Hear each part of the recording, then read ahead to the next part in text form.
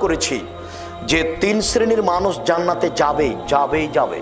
তিন শ্রেণীর মানুষ জান্নাতে যাবেই যাবে। এক, আল্লাহর ভয়ে কাঁদে যে জান্নাতে যাবে। বন্ধুরা, সম্মানিত দর্শকবৃন্দ, আসসালামু আলাইকুম বন্ধুরা, আল্লাহর রাস্তায় পাহারা দেয় যে। তিন, গাজাতান মাহারে মিন্দা, বেগানা নারীকে দেখে চক্ষু নিচু করে যে, অপর নারীকে দেখে চক্ষু নিচু করে যে, সে জান্নাতে যাবে।